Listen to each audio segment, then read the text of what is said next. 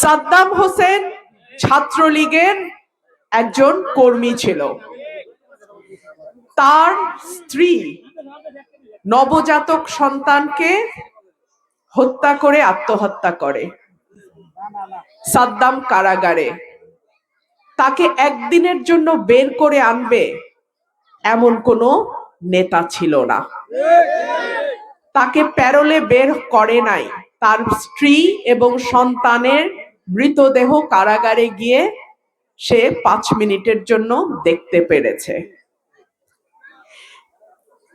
যাদের পেছনে সাদ্দামের মতন কর্মীরা গত 15 বছর রাজনীতি করেছে, যাদেরকে সাদ্দামের মতো কর্মীরা নেতা বানিয়েছে, তারা কিন্তু সাদ্দামের পরিবারের খবর নেয় নাই। সাদ্দাম হয়তো ছাত্রলীগ করত, কিন্তু ছাত্র দলেও তো এমন কর্মী ছিল 15 বছর। যেই নেতা কর্মীর পরিবারের খবর রাখে না, যেই নেতাকে নেতা বানাইতে গিয়ে কর্মীর দিন শেষে কারাগারে জায়গা হয়, যেই নেতাকে নেতা বানাইতে গিয়ে কর্মীর স্ত্রী সন্তানকে বিষ খেয়ে মরতে হয়, আপনারা কি সেই রকম নেতা চান? গত 15 বছর কুতুব, বড় বড় কুতুব বিএনপির মোবাইল টেলিফোন বন্ধ, নম্বর বিদেশি, কর্মীরা সেই নম্বর জানে না। ঠিক কি ঠিক না? কাকে পাইছিলেন তখন? আমাকে পাইছিলেন। নেতা বাছার সময়ও সাবধানে বাইছেন। ভাইরা আমার, সাদ্দামের পরিণতি যেন বাংলাদেশে কোন দলের কোন কর্মীর কপালে না ঘটে।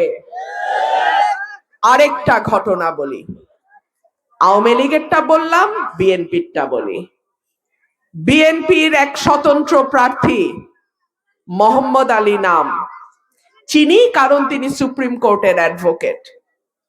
স্বতন্ত্র দাঁড়াইলো, নেতা কর্মীরা যান জীবন দিয়ে খাটলো, কাউকে কিছু না বলা, কালকে আসন ছাইরা ঢাকায় চলে গেছে।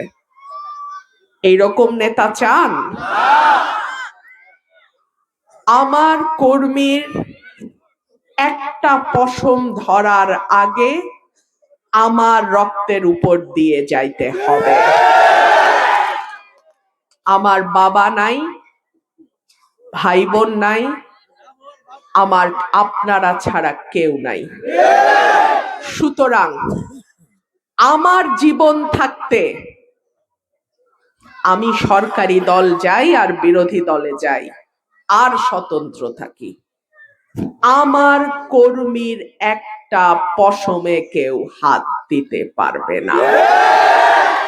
11 তারিখ বিকাল থেকে 12 তারিখ রাত পর্যন্ত প্রত্যেকে যার যার সেন্টারের পাহারায় থাকবেন।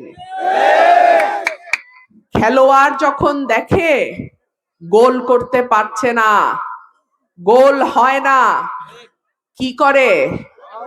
ফাউল করে।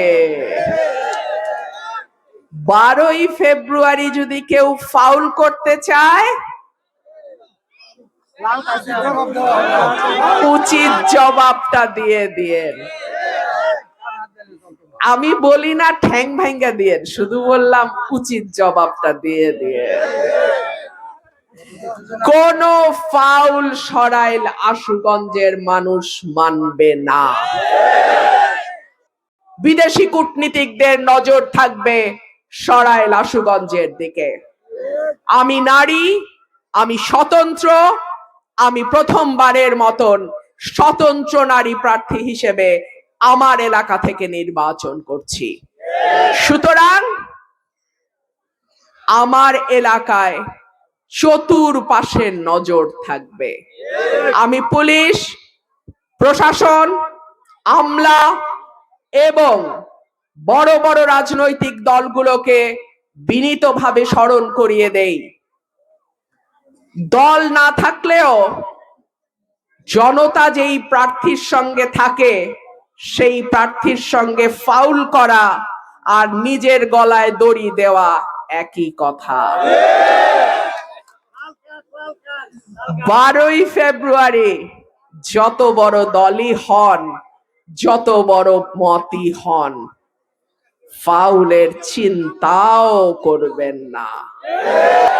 আপনারা সবাই 12ই ফেব্রুয়ারি সকাল থেকে ভোট কেন্দ্রে থাকবেন। মা বোনেরা সকাল সকাল ফজরের নামাজ পড়ে ভোট কেন্দ্রে যাবেন, ভোটটি দেবেন। এবং আমার ভাইদের প্রতি আমার অনুরোধ থাকবে, ভোট শেষ হওয়ার পর গুনে নিয়ে সই করে যার যার বাড়িতে ফিরবেন, তার আগে নয়।